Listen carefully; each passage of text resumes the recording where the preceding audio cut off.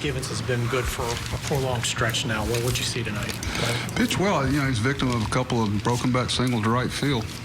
Can't really fault him for that. Made good pitches, and they fisted him out over the infield where Joey can't get to him. It's just one of those well-placed balls.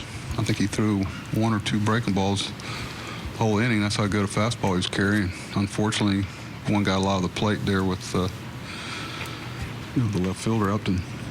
But he obviously, like you said, he's been throwing as good as anybody. He put a long list of relievers together. He's right there with them. But tonight, just bit him. There's a lot more of that game. We didn't know we scored 2 runs. That's probably more of the story. That's more for me anyway. Verlander's good. Unfortunately, we knew he was pitching well coming into it, carrying a lot more fastball than he had the first half of the season. Bottom of the 7th, what did the umpires explain to you on the Joseph play? Check swing. Check swing. That's another one I've been talking about. One of the things I've been talking about is having a couple of, reviews for check swings, because it's the one play it's impossible for the umpires to really know for sure. And obviously the intent isn't to swing. You go by intent. It's pretty easy. Jeff's a good umpire. He's trying to get it right. I disagree with him, but it's a split-second decision. I'd probably feel differently if I was in the other dugout. But like I said, we had a lot of other things that came into play. He's got a check swing. That's one of those. That's why I wish you had a couple that take 30 seconds.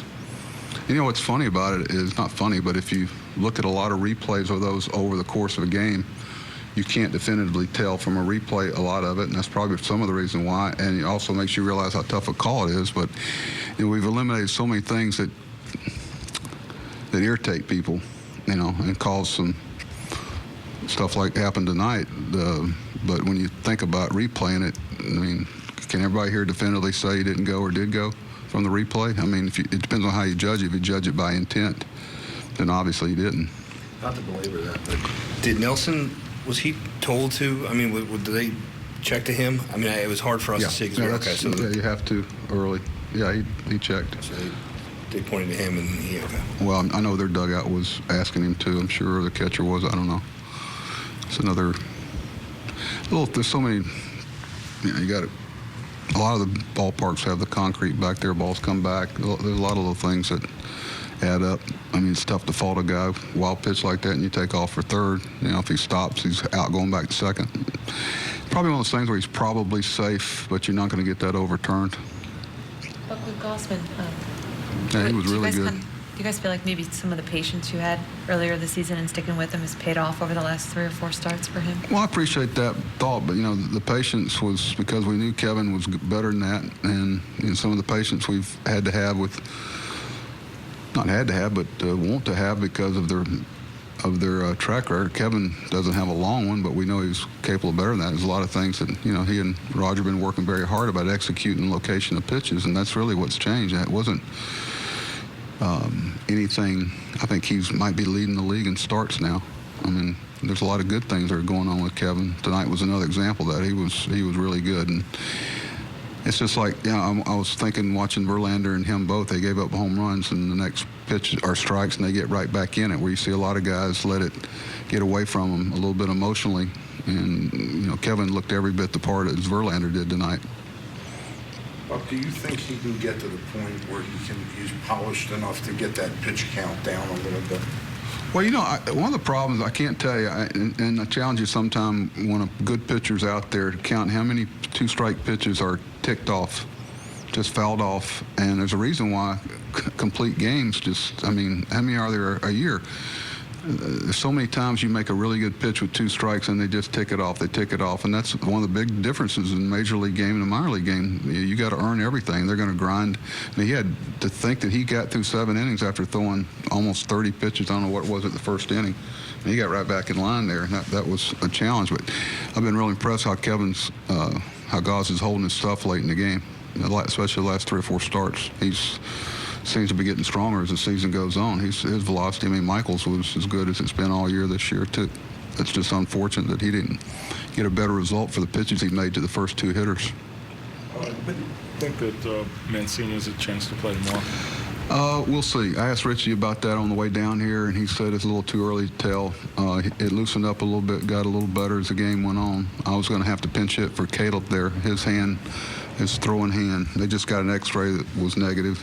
So that's good news. And did do it. You asked me earlier. They did do an X-ray on Trey, and that was negative. So I'm not sure about Caleb's availability yet tomorrow. But if we'd gotten him, we're going to have to hit there. And we're contemplating using Trey also, but we're trying to stay away from it. We would have hit Castillo before him in any situation. Beckham, how much of these last 4 games is just, do you think, is just the jolt you get from a new team, and how much of it is him? We'll see. We'll see. I think Tim, if you look at his numbers, I know it was one of the things that Dan was showing me during the process outside the ballpark at the Trop.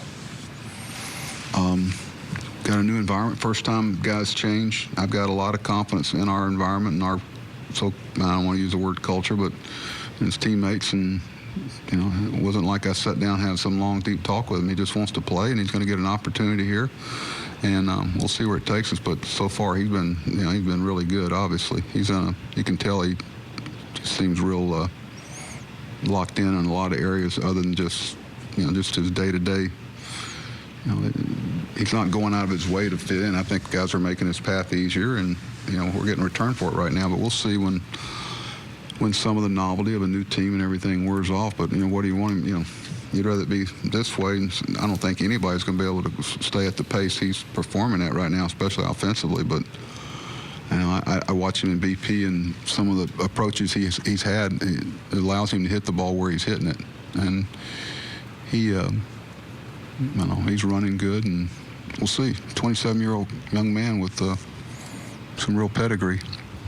Well, do you have to have a contingency plan set up already? Pardon? Do you have to have a contingency plan set up already because of those 2 guys potentially being hurt on the bench? I think Trey is going to be tomorrow or the next day. You talking about both of them? If Caleb's not available and Trey's basically. We'll be prepared for it. Started the discussions a little bit before. What's wrong? Yeah. Before we came down here, but I'll continue them.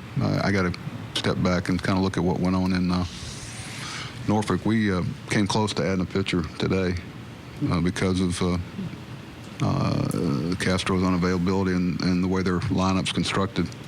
So that's another thing we're talking about, whether we need to. We want to wait and see, kind of roll the dice a little bit that Kevin would get us through 5 or 6 tonight, which he did more than that.